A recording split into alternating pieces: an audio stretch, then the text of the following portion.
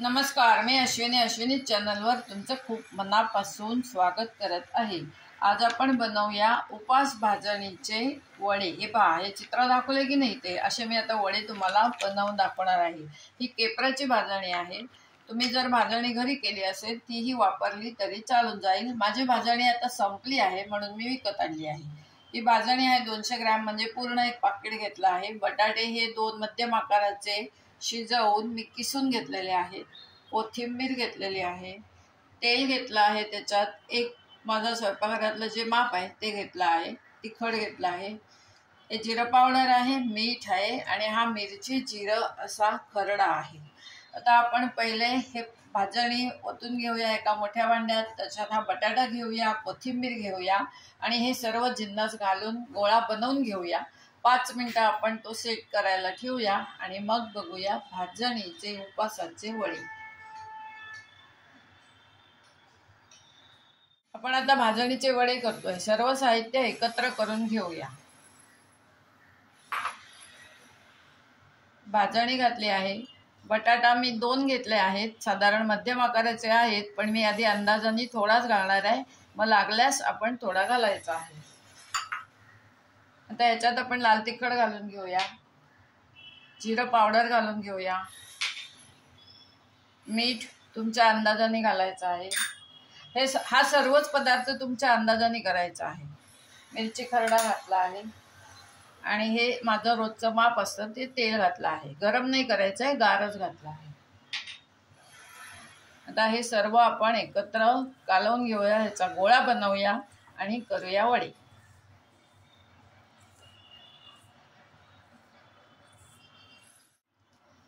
हे पहा, आपण थोडासा बटाटा घातला होता, पण बटाटा अजून लागणार आहे, त्यामुळे 2 बटाटे पूर्ण लागले आहेत। आता ह्याच्यातच थोडीशी कोथिंबीर घालून घ्यायची आहे आणि पाणी घ्यायचं आहे। पाणी तुम्हाला सांगायला मी विसरले होते। आता थोडंसं पाणी हातावर घ्यायचं, पूर्ण ओतायचं नाही, कारण ह्याला पाणी जास्ती लागणार नाही। बटाट्यामध्ये पाणी असतं, त्याच्यामध्ये भिजवलं जातं। थोडंसं पाणी हातावर घ्या किंवा ताक घ्या आणि असा गोळा बनवून घेऊया।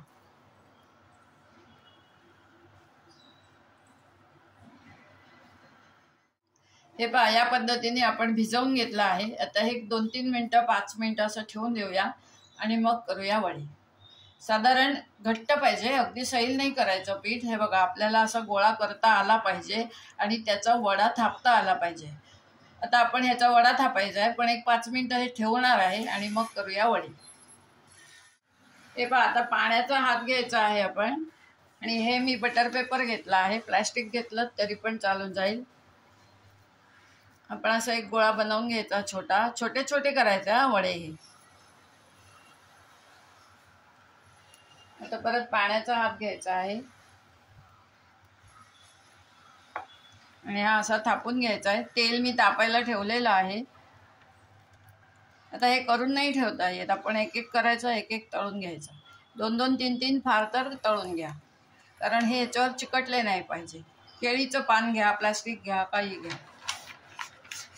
हे पहा, अशा पद्धतीने वडा सुटलेला आहे। आता मी तो तेलात घालून देणार आहे। आता हा तेलात टाकल्यावर हलवायचा नाही, त्याला होऊ दे एका बाजूने आणि मग उलटायचा आहे, नाहीतर तो ह्याच्यात विरघळेल। आपण आता पीठ भिजवतो तेव्हा थोडंसं घालून बघायचं ह्याच्यात विरघळतंय का। विरघळत असेल तर कुठलं तरी उपासाचं पीठ घालायचं, पण आता हे विरघळत नाहीये।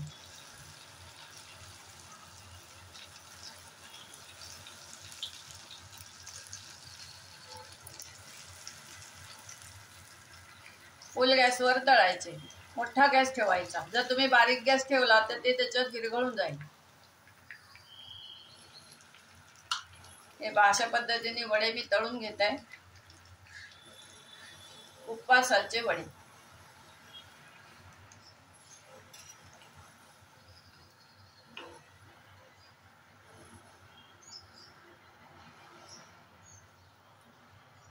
हे पहा, इथे मी टोपला ठेवला आहे, पेपर ठेवला आहे।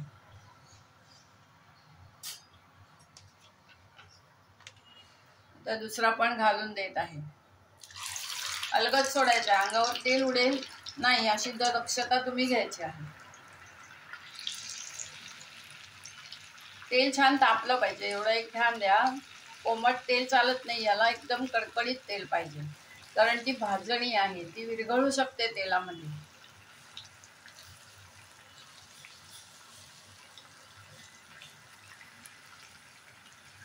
हे पहा, दुसरा वडा पण आपला तयार झालेला आहे. असे मी सर्व वडे तळून घेत आहे आणि मग लिंबाच्या लोणच्या बरोबर आपण वडे खायचे आहेत.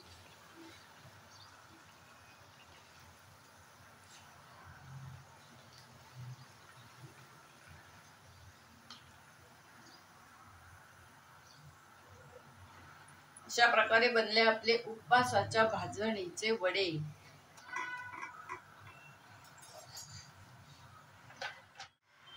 आपण जे उपवासाचे वडे तळले त्याच पिठापासून आपण एक थालीपीठ लावून घेतलं आहे.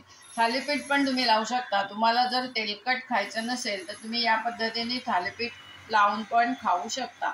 साबुदाणा, वरी तांदूळ असं खाऊन कंटाळा आला तर ही केपराची भाजणी खरोखर एकदम सुंदर आहे. घरी केली असेल तीही चांगलीच असते, तीही वापरली तरी पण चालणार आहे. आपले भाजणीचे वडे तर करून झाले आहेत, पण त्याच पिठापासून हे पहा मी थालीपीठ पण बनवून घेतलं आहे. एकंदर माझी 4 थालीपीठं झाली आहेत. 3 छोटी झाली, हे एक मोठं बनवून घेतलं आहे आणि वडे बनवून झाले आहेत. हे पहा, इथे 3 थालीपीठं मी ठेवलेले आहेत, ही झालेली आहेत. आता ही काढून घेऊया आणि आपण ते मोठं थालीपीठ तव्यावर घालूया. तुम्हाला जर तेलकट खायचं नसेल तर असं थालीपीठ बनवून पण तुम्ही खाऊ शकता. केपराची भाजणी खरोखर सुंदर आहे. तुम्ही घरी बनवली असेल तीही वापरली तरी चालणार आहे.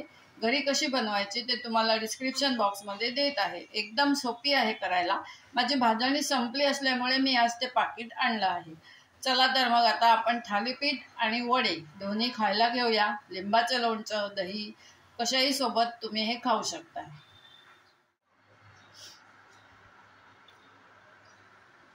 उपासाच्या भाजणीचे आपण वडे आज बनवले, ते पहा ह्या पद्धतीने ते बनलेले आहेत. तेलकट झालेले अजिबात नाही आहेत, छान झालेले आहेत, खुटखुटीत झालेले आहेत. असे वडे तुम्ही या उपासाला करून बघा. त्याच्यासाठी आषाढीचंच कारण पाहिजे असं काही नाही. मंगळवार, गुरुवार, शुक्रवार कुठल्याही उपासाला तुम्ही हे वडे बनवू शकता. त्याच्याबरोबर खायला दही ठेवलेलं आहे. हे दही मी घरी लावते बरं का. मी 15 दिवसांनी विरजण बदलते, त्याच्यामुळे हे कप मी साठवून ठेवते आणि या कपातच 1 लिटरच्या दुधापासून 5 कप तयार होतात.